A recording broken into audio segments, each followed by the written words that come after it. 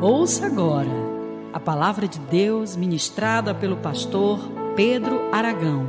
Uma mensagem que pode mudar a sua vida.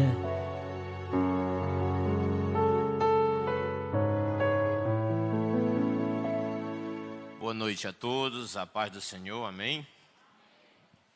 Tito, capítulo 3. Vamos ler. Recomende aos irmãos que respeitem as ordens dos que governam e das autoridades, que sejam obedientes e estejam prontos a fazer tudo o que é bom. Aconselhe que não falem mal de ninguém, mas que sejam calmos e pacíficos e tratem todos com educação. Pois antigamente nós mesmos não tínhamos juízo e éramos rebeldes e maus. Éramos escravos das paixões e dos prazeres de todo tipo e passávamos a nossa vida no meio da malícia e da inveja. Os outros tinham ódio de nós e nós tínhamos ódio deles. Porém, quando Deus, o nosso Salvador, mostrou a sua bondade e o seu amor por todos, Ele nos salvou porque teve compaixão de nós e não porque nós tivéssemos feito alguma coisa boa. Ele nos salvou por meio do Espírito Santo que nos lavou, fazendo com que nascêssemos de novo e dando-nos uma nova vida. Deus derramou com generosidade o seu Espírito Santo sobre nós por meio de Jesus Cristo, o nosso Salvador, e fez isso para que, pela sua graça, nós sejamos aceitos por Deus e recebamos a vida eterna que esperamos. Esse ensinamento é verdadeiro. Amém. Vamos orar. Senhor, nos ajude nesta noite.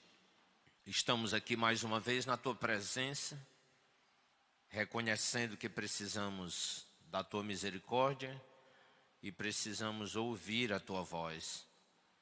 Pai, que Tu tenhas misericórdia de nós nesta noite, que Tu atentes para o nosso coração, Senhor, e reveles o Teu coração a nós.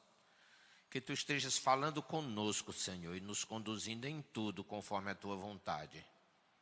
Que Tu estejas usando a Tua palavra para nos transformar, para nos edificar e para produzir em nós, meu Senhor, a Tua vontade. Que o Teu Espírito esteja se manifestando, esteja agindo, esteja transformando a nossa vida e assim nos fazendo mais parecidos contigo. Nós te pedimos, faz assim. Em nome de Jesus Cristo. Amém. Pois bem, antes de seguir aqui na sequência do texto, na sequência dos versículos, eu quero que vocês prestem atenção em uma coisa muito importante, que é uma coisa que quase sempre nós esquecemos, os cristãos não atentam, não prestam atenção. Então, por favor, eu quero que você preste atenção aí. Deixa eu só encontrar aqui versículo 5. Final do versículo 5. Na verdade, do meio em diante, né? O versículo 5 tem duas frases praticamente. No final do versículo 5 diz assim: Ele nos salvou por meio do Espírito Santo. Ele nos salvou. Ok? Amém? Agora, queridos, presta atenção. Essa palavra salvar, ela é uma palavra que não diz tudo. Não sei se você percebe isso. A palavra salvar nos obriga a uma pergunta. Diferentemente de outros verbos, por exemplo, comer. Se eu disser assim, ele comeu. No máximo pode acontecer, você perguntar, comeu o quê? Mas geralmente quando você diz, ó, fulano de tal já comeu, precisa acrescentar alguma coisa? Tem uma ideia completa.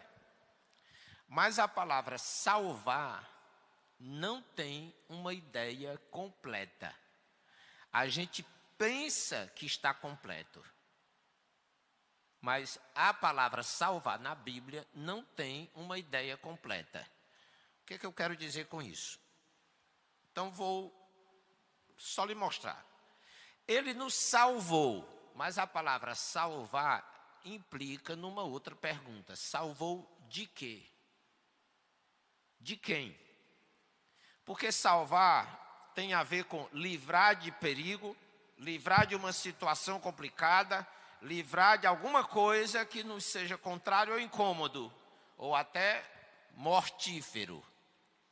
Então, quando aqui diz, no versículo 5, ele nos salvou, certo? Mas salvou de quê? E aí, quase sempre, a resposta do cristianismo para essa pergunta é do inferno. Não é? Não é verdade? Mas acontece, queridos, olha para o que tem para trás. Se você olhar de Tito 1 até aqui, alguma vez foi mencionado inferno? Foi. Nem fala de céu e nem fala de inferno. Mas toda vez que se fala de salvação, imediatamente a gente pensa, céu, inferno. Não é? Mas aqui fala de salvação e não fala sobre nem céu, nem fala sobre inferno. Fala de quê? Essa palavra salvação está dita num contexto de quê? Qual contexto essa palavra salvação se encontra? Observe. Ele diz assim, versículo 3. Antigamente nós mesmos não tínhamos juízo. Ele está comparando a vida passada do cristão e a vida presente do cristão. Não está falando de céu e inferno. Está falando de passado e presente. Você está entendendo? Está claro? Agora, onde é que nós queremos chegar? Nós precisamos chegar ao ponto de dar a ênfase certa nas doutrinas bíblicas. A essência da salvação não tem a ver com céu e inferno. Ficou claro isso? Até porque, queridos, se você observar, a palavra salvação quase sempre está no passado. Pelo menos no Novo Testamento. E o inferno, queridos, é futuro. O céu também é futuro. Então, não bate. Se o autor sagrado, se o Senhor estivesse falando aqui sobre céu e inferno, não teria sentido usar uma palavra no passado. Porque céu e inferno é futuro. Ficou claro? Mas qual é o passado? Qual é o passado mencionado nesse texto? Qual é o passado?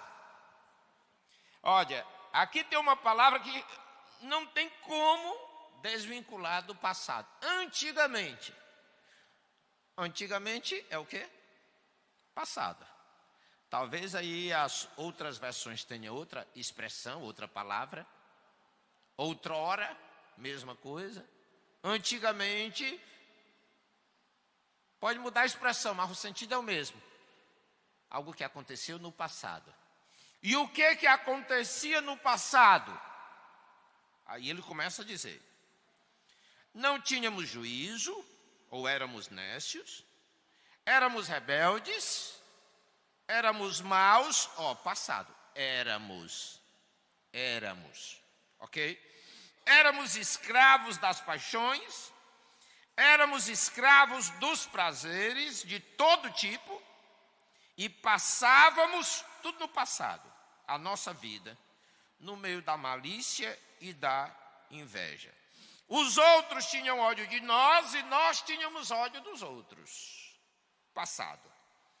Aí vem no versículo 4 uma palavrinha, né, que é o porém. Todo mundo conhece, né, até se brinca com essa expressão, mas porém, contudo, todavia. São conjunções, né? Porém, esse porém significa o quê? Esse porém significa algo aconteceu que mudou essa história. O que foi que aconteceu que mudou essa história? Ele nos salvou. Então, salvação na Bíblia trata de libertação do pecado. Não é libertação do inferno, porque ainda não chegamos lá. Pode estar no caminho. Mas até o incrédulo, ele ainda não está no inferno. Então, vocês têm que desvincular na cabeça de vocês essa ideia de que salvação está ligado a céu e inferno. Porque é isso que ensinam para as crianças. Mas isso é para a criança. Vocês já amadureceram, pelo menos deveriam. O crente maduro já tem que entender que aprender, tem que aprofundar as ideias. Para a criança, o mais básico é a gente explicar. Papai do céu salva você do inferno e vai levar para o céu. Para a criança, isso vale. Mas, irmãos, uns crentes velhos dentro da igreja, até pastor, ensinando ainda o básico do básico da fé, ensinando um pedaço da verdade. Irmãos, a verdade completa, a verdade mais profunda, a verdade mais ampla, não é Cristo nos salvando do inferno, porque, como eu falei, ainda não estamos lá. E queira Deus que ninguém vá. É Cristo nos salvando do pecado. Do pecado. O nosso problema não é o inferno, é o pecado. Porque é o pecado que leva para o inferno. O inferno é uma consequência. Assim como também salvação não é ir para o céu. Ir para o céu é uma consequência da salvação. Como eu fui salvo de quê? Do pecado, eu tenho uma recompensa. Qual é? Uma delas, ir para o céu. Céu é recompensa. Entendeu? Não é de modo nenhum a razão da salvação. É a recompensa da salvação. Mas as pessoas quase sempre ensinam que o céu é a razão da salvação ou o inferno é a razão da salvação. A razão positiva, a razão negativa, né? Não, queridos. O céu é a razão da salvação. Mas a razão para o inferno é o pecado. Nós vamos para o inferno por causa do pecado. Tá certo? Amém? Vocês agora estão bons, viu? Melhor que as crianças. Já estão ganhando o ministério infantil. Mas ainda não é o suficiente. A igreja não progride há anos. Ainda não é o suficiente. Tá certo? Porque isso aí ainda é básico. É leite. Lá em Hebreus, Paulo fala, as doutrinas básicas. Paulo diz, olha, eu tenho muita coisa ainda para ensinar para vocês, mas não posso ensinar porque vocês são crianças na fé. Vocês já eram, inclusive, já era tempo para estarem comendo comida sólida, no entanto, vocês ainda precisam de leitinho espiritual. Não era mais para ser assim. Tá certo? Então, nesse caso, Paulo diz, vocês têm que crescer, vocês têm que amadurecer. Mas a igreja não amadurece porque os pastores não ensinam o ensinamento correto. Ensinam as verdades pela metade, ou ensinam apenas verdades básicas, essenciais, mas não ensinam as demais verdades, né? Ensinam quase sempre, queridos, tudo que nós aprendemos, a ênfase é 90% na salvação, não é? Não é? E esse negócio é tão extremado que tem igreja que os crentes simplesmente não crescem, não amadurecem, não melhoram, não progridem. Sabe por quê? Porque a vida toda ele vai passar 10 anos, 15 anos, 20 anos, 30 anos na igreja ouvindo sobre como ser salvo.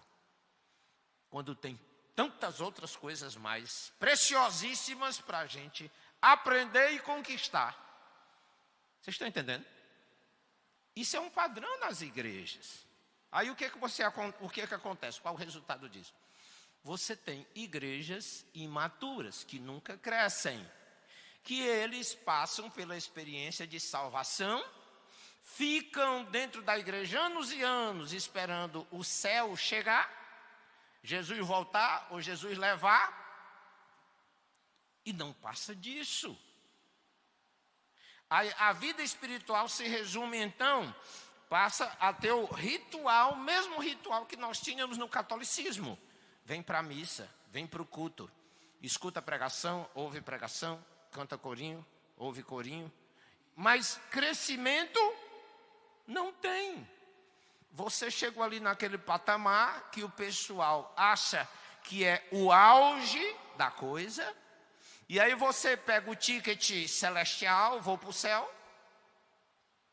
e fica só esperando o trem celestial chegar, né? A carruagem de fogo vir lhe buscar. Como se a vida espiritual fosse só isso. Você está entendendo?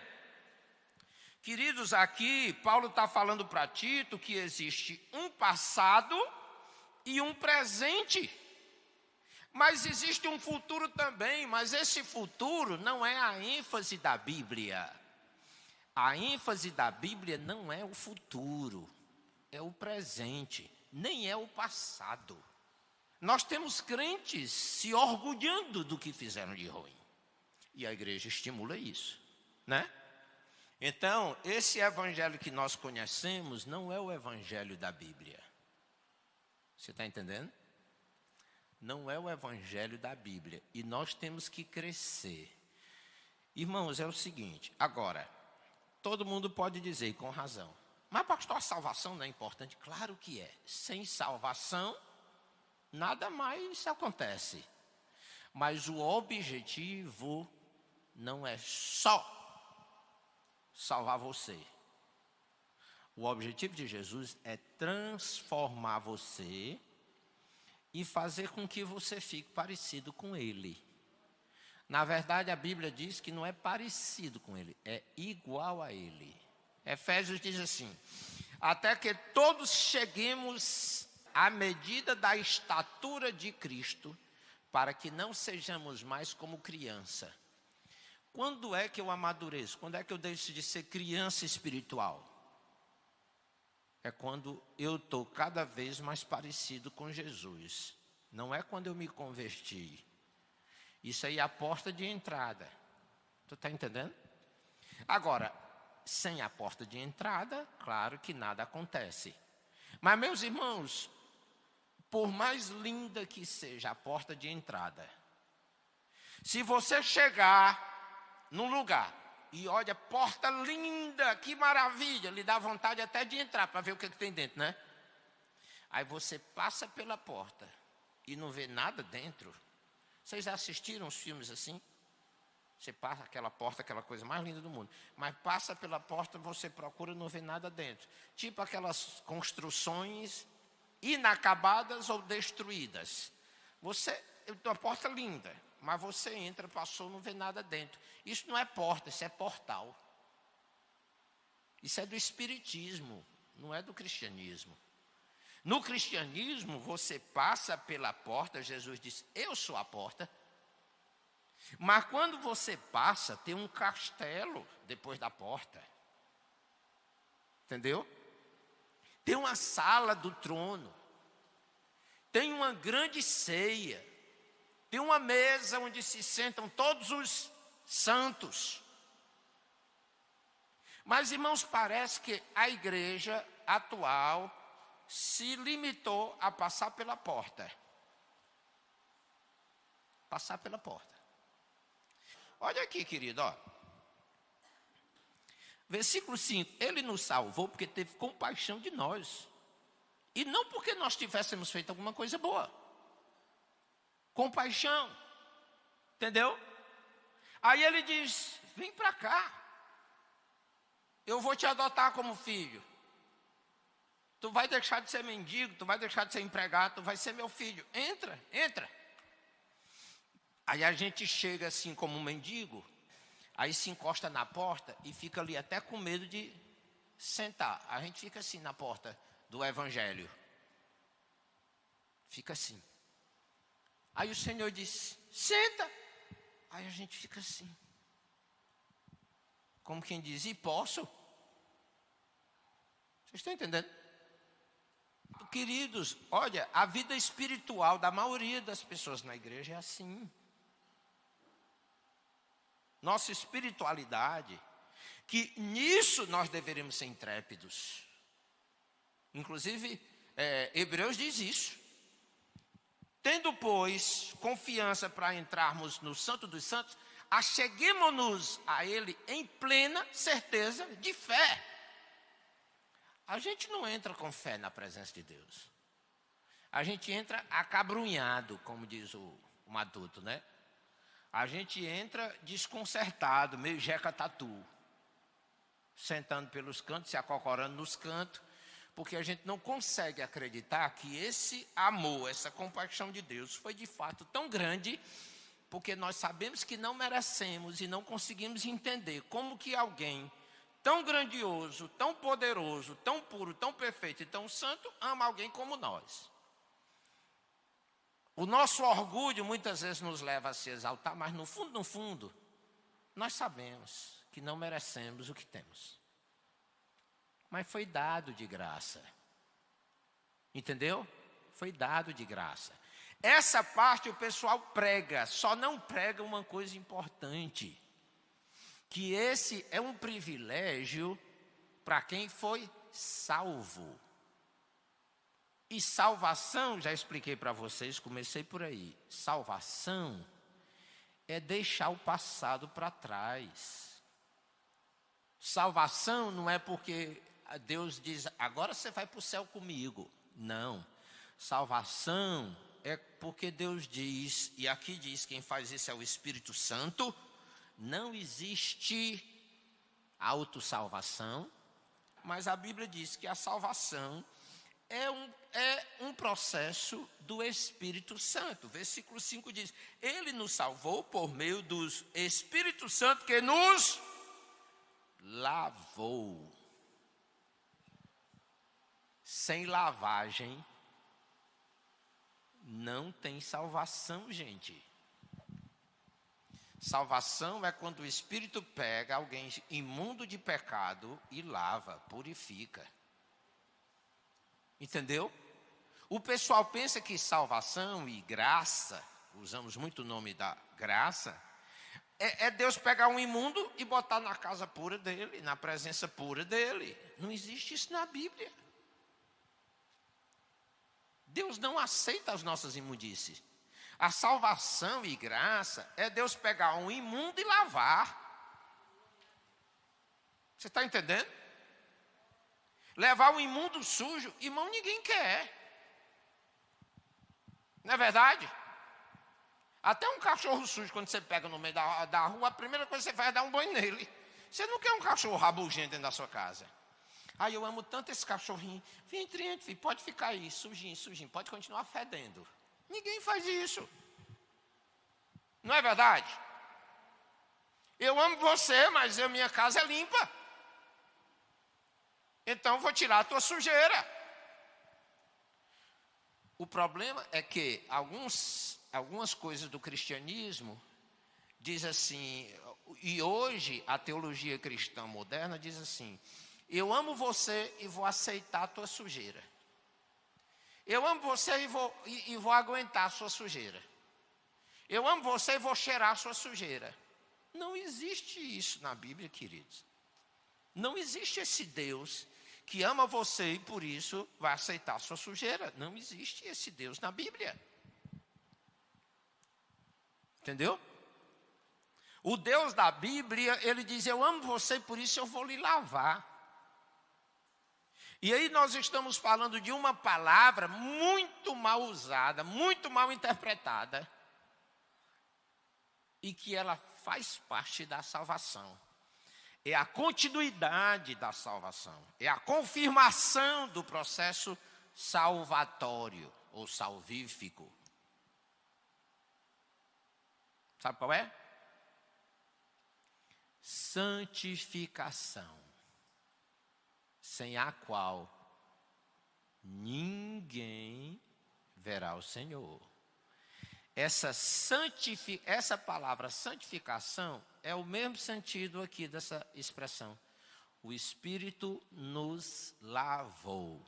Lavar é santificar. Entendeu? Mas todos nós sabemos que nós temos que tomar banho todo dia. Às vezes tem que acontecer 2 vezes por dia, né? Pelo menos uma vez por semana. É, irmãos? Dizem que um rei aí francês, um Henrique não sei o quê, que tinha Henrique 1, 2, 3, até 15. Ele estava muito, muito doente e chamaram os médicos, porque ele já estava assim, o cara estava para morrer, se acabando. Chamaram os médicos. Aí os médicos foram lá, França, né? Vocês sabem que é um país muito frio. O médico foi lá e tal, viu a situação dele, aí recomendou lá, passou uma receita para ele. O rei tinha que tomar um banho. Aí o rei foi tomar um banho, aquele banho. Rapaz, o rei saiu daquele banho tão renovado, se sentindo tão bem, tão melhor, que ele baixou um decreto no reino dele. Ele disse, a partir de hoje, todo mundo no meu reino é obrigado a tomar pelo menos um banho por ano. O problema que nós temos, queridos, como disse o apóstolo Pedro, é que a igreja hoje está lotada de porcas lavadas. A igreja hoje, ela está lotada de porcos lavados, que tomaram banho. Não foram purificados, foram lavados. Porque são pessoas, as nossas pregações é aquela história. Não, venha como estiver. Os nossos hinos é, eu venho como estou, porque Jesus morreu por mim. Eu venho como estou. Não está errado, não. Você pode vir como está, você tem que vir como está, porque você não pode se santificar para depois vir, porque a santificação é obra do Espírito. Mas o problema é que o pessoal acha que porque pode vir como está, que pode também continuar como está. Esse é o problema. Os pastores não estão explicando para os irmãos, você pode vir do jeito que está, não se preocupe. Mas a segunda parte é, o Espírito Santo vai lavar você, e você vai ser uma outra pessoa. Antigamente você era um invejoso, agora você não vai mais ser invejoso. Antigamente você tinha ódio de todo mundo e ninguém suportava você, todo mundo tinha ódio de você. Agora não, você vai amar e vai ser amado, porque você vai ser uma pessoa diferente. Essa pregação não existe. Ela tem que existir, porque ela é a essência do Evangelho. Igreja não é uma porta, é uma casa, é uma mansão. É um castelo onde a gente vai morar com Deus. Um Deus puro, santo e perfeito. E assim também tem que ser a nossa vida, pura, santa e perfeita. A Bíblia diz, rogo-vos, pois, irmãos, pelas misericórdias de Deus, que não vos conformeis com este século, mas transformai-vos pela renovação da vossa mente, para compreenderes qual seja a boa, agradável e perfeita vontade de Deus. Você ouviu uma mensagem de fé e esperança com o pastor Pedro Aragão, gravado ao vivo na Igreja de Cristo na Maraponga. Aguardamos você e sua família, domingo às 18 horas, na Avenida Benjamin Brasil 1137, Maraponga, Fortaleza, Ceará.